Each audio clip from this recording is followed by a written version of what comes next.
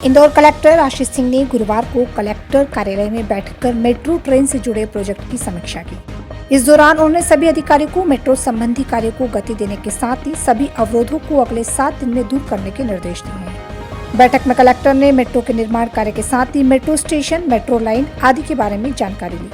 Collector ने metro के दूसरे चरण के तहत किए जाने वाले निर्माण कार्यों में आ रही बाधाओं को अगले 7 दिन में दूर करने के निर्देश दिए। कलेक्टर आशीष सिंह ने मेट्रो स्टेशन पर पार्किंग की समुचित व्यवस्था करने के निर्देश भी दिए। इस अवसर पर अतिरिक्त पुलिस कमिश्नर मनोज श्रीवास्तव, इंदौर विकास प्राधिकरण के मुख्य कार्यपालन अधिकारी आरपी अहिरवार, अपर कलेक्टर गौरव बैनल तथा रोशन राय सहित अन्य अधिकारी मौजूद थे। देखिए, मेट्रो प्रोजेक्ट जो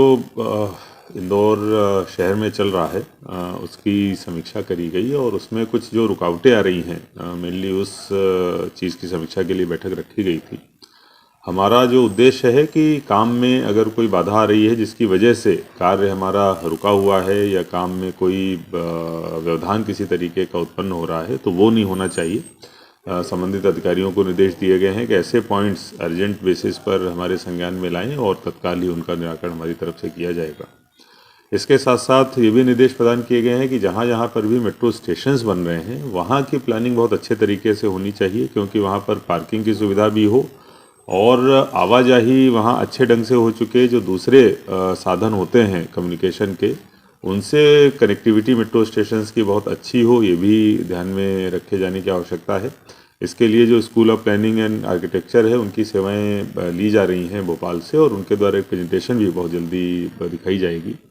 इसके साथ साथ कई विभागों से संबंधित, जैसे कि पुलिस के कई सारे ऑफिस आ रहे हैं, नगर निगम की कई सारी बिल्डिंग्स आ रही हैं, शिक्षा विभाग और स्वास्थ्य की भी कुछ बिल्डिंग्स आ रही हैं,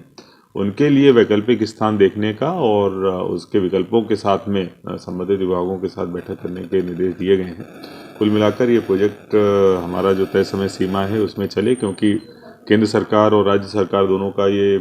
जॉइंट प्रोजेक्ट है, इसलिए बहुत इम्पॉर्टेंट है जनता की सुविधा की दृष्टि से भी। तो तय समय सीमा में हो और कोई भी व्यवधान ना आए, ये चीज़ आगे